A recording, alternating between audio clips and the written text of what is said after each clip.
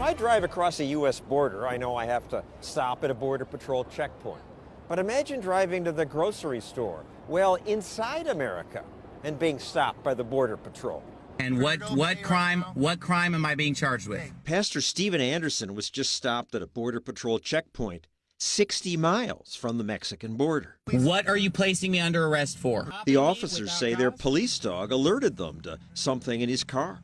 But Anderson says the dog never alerted to anything. He wouldn't let them search his car, so officers break both windows and then tase him from 2 directions. Here's what he looked like later. On YouTube, you can see lots of confrontations like that because lots of Americans are upset about being stopped not on the border, but miles away from the border.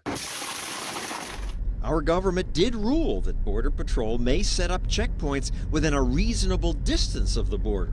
What's reasonable? They set that distance as 100 air miles from any external boundary of the United States. 100 miles. That's where most Americans live. 2/3 of the people live in these spots. It's entire states, all of Florida, more than half of California, all of Maine, all of New Hampshire. Agents tell people that all residents are suspect simply by virtue of living in southern Arizona. Well, America does need to police our border.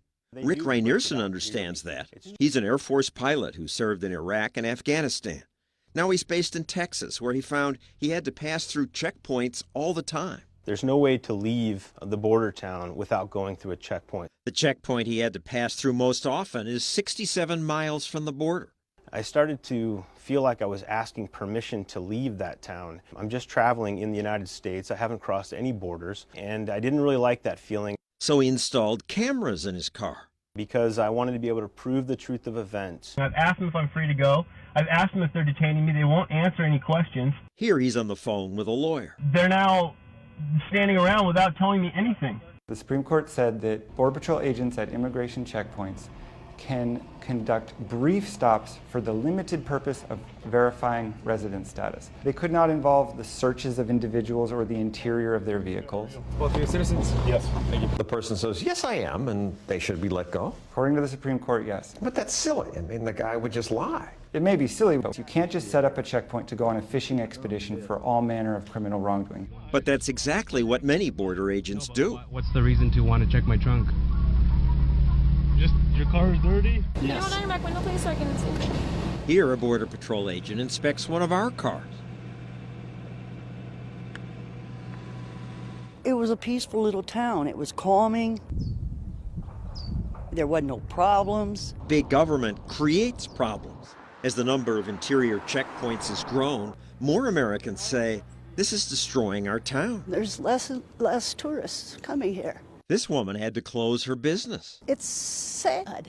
Economically, this town depends on tourists. And we're not on the border. We're in America. People in Aravaca say it's like living in occupied territory. Apache helicopters overhead, surveillance towers, dozens of Border Patrol trucks cruise their streets. It's one block town, and the border's not even close to here. Imagine living in a small town where, in order to go to work or take your kids to school, every day you had to answer to an armed federal agent at a checkpoint. I don't need reasonable suspicion. That's the law, sir. No, it's not. They might want to ask you about your medical history, where you're coming from. Is that a toolbox or something? On other days, they might decide that they want to search your car. You can't hardly get out on the road now if somebody doesn't stop you. It's like they think everybody out here is a criminal. These are the kinds of experiences that real people are having on a daily basis at these checkpoints, and they really fundamentally fly in the face of what it means to live in a free society where you don't have to answer to federal agents when you're going about your daily business. Leave us alone. Just big brother looking at us, you know. Am I being detained? And so more Americans are pushing back. Why am I being detained, Agent Gilmore? Arizona photographer James Foray refused to answer extra questions. Where are you coming from? Why? Well, why don't you pull up right over there? Why? Why? Why? Because I'm sending you over there. Answer my question. Do you have a gun in the vehicle? They He asked could him have a just series said, of I don't questions. have a weapon. They asked him a series of invasive, intrusive questions that were none of their business and they did not have authority to ask him. He asserted his rights. Which led to this. Open this door, get him out of the vehicle now. Why are you twisting my arm? Because you're not listening to what I'm asking. I am. Put it in park! Not to reach for anything. Tase this mother. Handcuff him. He was pulled out of his car at gunpoint, detained in handcuffs for almost an hour while agents tore apart his car. They found no contraband. What question did I not answer? Rick Rainerson says it's wrong that he's asked, "Where are you going?" in his own country. You roll down your window? Is that as far as it'll go? I bet the Border Patrol agents would say, "Come on, Rick, this is hardly a threat to your liberty. Just tell us where you're going." I answered 17 questions. I produced a military ID, a driver's license, and 2 passports. So if it was your job to be a border guard and somebody wouldn't answer questions, wouldn't you want to detain them? Well, you might want to, but unless you have reasonable suspicion for a crime... I'm suspicious because he won't answer questions. Lack of cooperation cannot be used as a basis for reasonable suspicion. This is a person who's having to stop in the middle of a road, who's done nothing wrong, and finds himself surrounded by armed government agents with dogs. The Border Patrol would not respond to our questions about this. So Congressman Peter King defended the agency. I think of Border Patrol as Border Patrol. These are inland. If there's reasonable cause to do it, you can do it. I mean, we do have, remember, when people come into this country illegally, they don't stay on the border. They keep going. If people aren't immediately compliant, they'll break a window. People have been tased. I am not aware of any significant abuses at all. I'm on the Homeland Security Committee. If anything, the complaints we get is there's not enough strict enforcement. Isn't there something un-American about 100 miles from the border, American citizens having to prove we're Americans just to drive to work or the grocery store? We live in a very upsetting world. You always have to balance the equities. Americans have the right to be free in their own country, to drive within their own country. Real freedom lies in the thin space that separates an American citizen from an armed member of their government.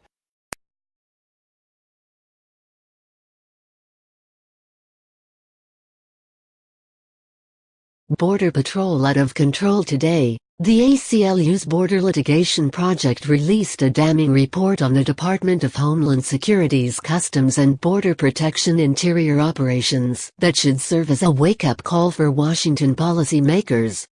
Titled Record of Abuse, Lawlessness and Impunity in Border Patrol's Interior Enforcement Operations, the 31-page report is supplemented by hundreds of pages of documents obtained through an ongoing Freedom of Information Act lawsuit.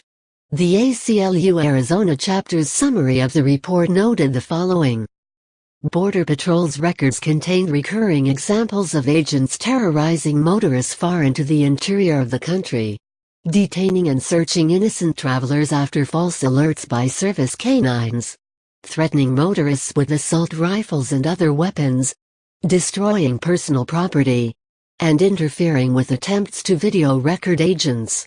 These abuse records substantially outnumber the annual complaint totals DHS oversight agencies disclosed to Congress.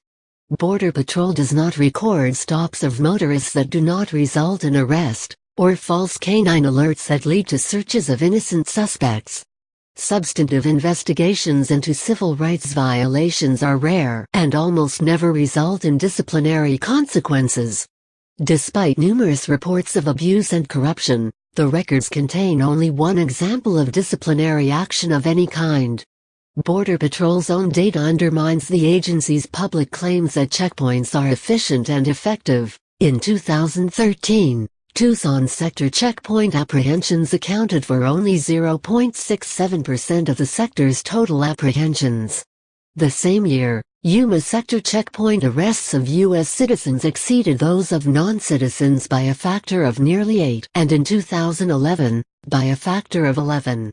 The discrepancy between the complaint totals found in this report and those actually reported to congressional oversight committees raise fundamental questions about the integrity of the DHS oversight and compliance process, both inside DHS and on Capitol Hill.